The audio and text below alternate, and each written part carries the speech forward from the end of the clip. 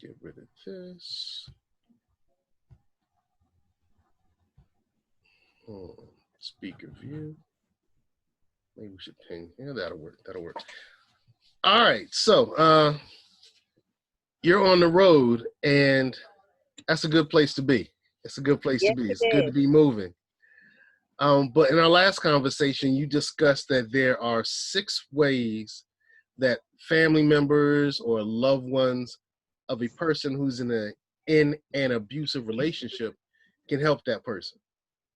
So Yes. what are some of those things those 6 steps, those 6 things that family members, people who love somebody who's in an abusive relationship can do? Yeah. Well, the first one is that you have to be aware of the signs. That's the first thing. And you have to, and most of the time we are very in tune or know our friends and family. Because you either grew up with them, you used to hang around them a lot, and everything like that. So you pretty much know their routine, their normal habit, their personality. So when you start seeing small signs of their personality changing, them becoming more withdrawn, them also not spending as much time with you, if it's difficult to where you have a type of relationship where you can pop over that friend's house or that loved one's house, and then all of a sudden that stops, or they're saying, well, no, please call first, or you pop over and they're kind of agitated or unease, like, why you here, why you show up. Those are signs and symptoms that something is a little bit deeper is going on, because things are starting to change in your relationship. Okay. Mm-hmm. So those are the times that you don't want to just leap on it and just automatically assume, but you want to start probing. You want to just start letting them know, and letting them know that, hey, I'm here for you. If there's anything you want to talk to me about, just know it stay confidential. It stays between us. But you always want to just let them identify the signs. Take notes as you're going over there. Everything is all about documenting. So just kind of taking notes for yourself, and then just continue to observe. Now, when you're talking to a friend, you just want to reassure them that you're there for support. Say, hey, I'm here for you. Anything that you need, anything that you're talking about, anything that you want to talk about, just know I'm here for you, and I'm going to always have your back. So they need to know that they have someone that they can confide in, because the first step is they're in shock mode. So they're not going to just naturally or normally open up and say, hey, girl, my friend just hit me, or hey, girl, this. And usually it doesn't start off with hitting right away. Usually it starts off with manipulation. It starts off with intimidation. It starts off with the mental abuse first. So you kind of want to listen in to when you hear them in conversation. When you're hearing her talk about herself, because usually a person that's being abused is going to repeat some of the stuff that the abuser tells them. So you'll hear a person say, man, I'm always messing up. I can't do anything right. When you start hearing that, they're getting it from somewhere. So that's the first sign to hear and know that they're being mentally abused, which is the first step of the abuse. Because especially if a person is naturally strong, outgoing, uppity, bubbly, and have a lot of friends, the first thing the abuser do is, one, want to isolate them. Two, take away their power by diminishing them and taking away their strength about how they feel about themselves. So they're going to do a tear down first. And it always starts off with mental abuse and manipulation. Okay, so those are some signs that you want to look out for. And then it gradually gets to the hitting. It gradually gets to, the pushing. And sometimes some abusers never get to that point. It just constantly stays as mental abuse. But any type of abuse is abuse. So Go ahead. I was gonna say, so that's step number 1 is be aware of the changes. Yes. Okay. And step number 2 is always reassure the person of support. Reassure them of support. They need to know that they have support. Step number 3 is don't judge them. So when they finally get the courage to open up, to let you know what's going on, don't judge. Don't say, well, hey, if I was you, I would. That's not helping the situation. Don't down them. Don't say, well, girl, that's dumb. They're already getting beat up as it is. They're already beating themselves up inside. But once they get the courage to take that first step to let somebody know what's going on, that means that they found a little bit of strength. But if you can now not judge and just reassure them again, then that's when you go back to step 2, reassure them of the support. So as soon as they tell you, hey, this is what's going on, don't judge. The first thing you want to do is reassure them that they have support. And hey, I'm here for you. Whatever you want me to do, just let me know. Okay? What's Step 4, Step 4. Okay. Step 4 is positive words. You want to constantly be giving positive words of affirmation. This could actually come in a text if you have like positive quotes, things like that. Shoot them a text. Shoot them a positive, word, and just say, "Hey, girl, you're very strong," or "Hey, I see you as this." They need that positive words on a consistent basis. Positivity speaks life. Negativity speaks death. So the person is already killing them. They need someone who's going to speak life to them. So positive words. Now, at this point, should I be saying, yo, you got to get out of this situation? No. But see, that sounds so counterintuitive. I'm telling you, because mentally they're not ready. And right now they're Okay. still emotionally connected. So as soon as you start telling them they got to get out, they got to leave, they're going to cut you off. Because that person already let them know your friends are not for you. Your friends don't have your back. And if they know what's going on, the only thing they're going to do is try to convince you to leave me. And the reason why they're going to want you to leave me is because they don't have a man and you do. Believe me, I heard it all. And that's what the abuser is telling your friend and is telling your family member. So as soon as you do that, guess what? You just made the abuser look like he's telling the truth. So you got to do the opposite of what the abuser is saying that your family is going to do, because his job is to manipulate them and to make them think that your friends are just trying to tear us apart. Girl, I love you. I wouldn't have did this if you wouldn't have did that. I'm here for you. And if your family and friends, don't put them in the middle of our stuff. They just want to rip us apart. They don't understand our love. So this is already what he's pulling in their head. So you, as the family or loved one, has to do the opposite. I know it's hard. Yes, we want to tell them, get out. I'm here. Let's run away. You want to do that. But it's not safe, because what's going to happen if they leave too soon, they're going to just go right back. And the beating is just going to be worse than what it was before they left. All right. What's the 5th step? Step number 5 is remind them of the strength they hold inside. Constantly remind them of they are a good person. Remind them, hey, girl, remember the dreams that you once had. Get them to start dreaming again and letting them know the strength that they have inside, that they can beat this. You're better than this. You're stronger than this.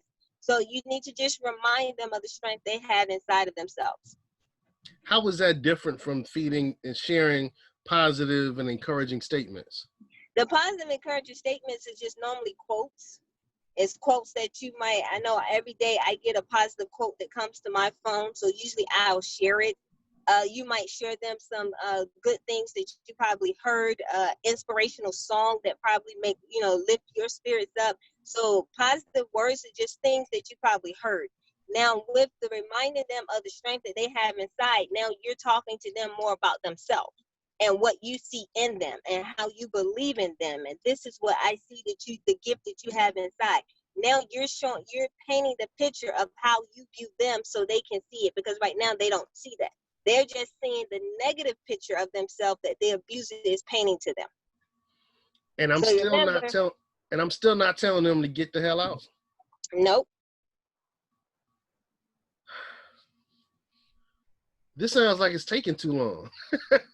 I need them out right now. I need them out. That's you. And you know what, Seko? That's why statistics are so high that women don't make it out. And I'm telling you from my experience, I went to counseling.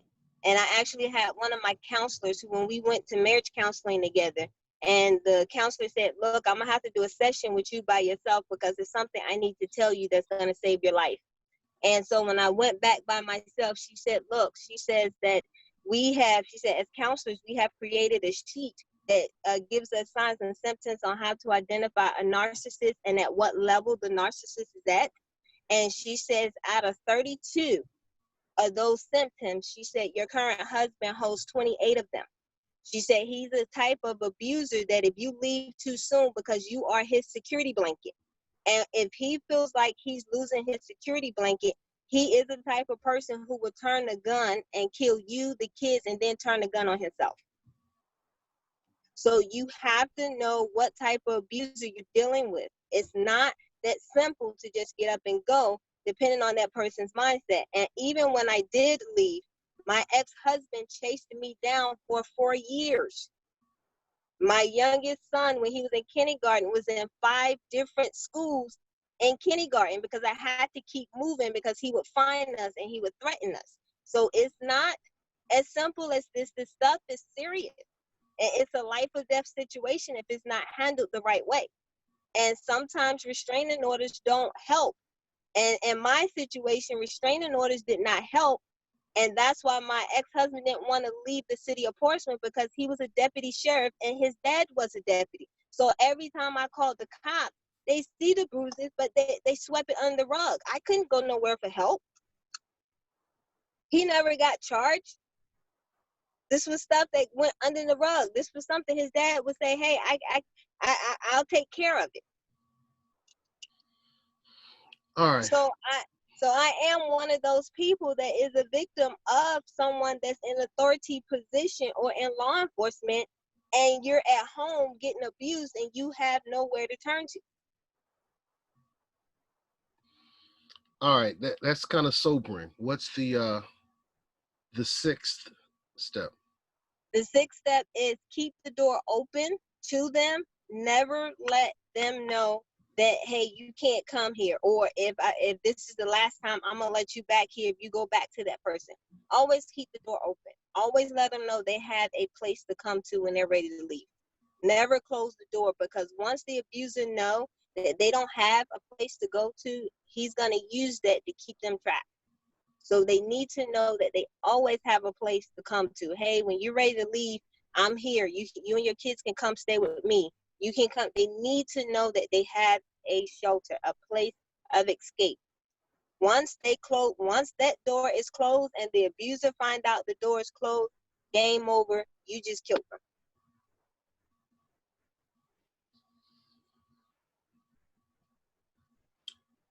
All right. So we went over the 6 steps for helping somebody that you love who's in an abusive situation. And you're also an author. So Yes. is your book a step for the person helping, or is it a book for the person in the abusive relationship, or both? It can go for both, but it mainly focuses on the person who's in the abusive relationship and the things that they can do to get the strength to then start preparing to leave. Because it's always like they say, you have to make up the mind, but then you have to wait. You have to prepare, and then there's a waiting period, because you have to be able to select the right time to leave. So in that book, it'll tell you the things that you can do while you're in the midst of the storm, and then how to prepare yourself to leave. Because once you get it in your mind, hey, I'm ready to leave, it's a process that you have to go through to make sure that once you're out, you stay out. Once you're out, you're safe, because it all depends on, again, the level of the abuser. Now, some abusers do track down and chase down their victims. Some of them, once you leave, that's it. They let you leave. But you have a lot of them that will follow and will try to find and will try to get you back. So it is a process to make sure that once you're out, that you're safe and you stay safe. Because just because you leave doesn't mean that all the time you're safe. All right, well, we definitely thank you for the book that you've written, this wisdom that you shared today, 6 steps to help somebody in an abusive relationship. And tell a little bit about the Queen Phoenix Rise movement and how you can help those who are in abusive relationships. Yes, the Phoenix Rise movement is definitely there to help domestic violence victims. No matter where you're at, we are a movement that meets people where they're at and build them up from there. Not only that, we are here for family members, friends who just feel lost, who's like, hey, I know I got a friend that's going through this. How can I help them? Well, that's what we're here for with Phoenix Rise movement, is to educate and help everyone through this process. Also, don't forget to get my book, 6 Ways to Conquer Your Fear, because fear is what paralyzes us to keep us in this situation. But you know what? Faith is what gives us the momentum to take that step, to take that move, to now move forward. That's why we call it Phoenix Rise Movement, because we're all about getting you to move and taking that next step for your safety and your freedom. But it's all about now conquering that fear and moving from fear to faith.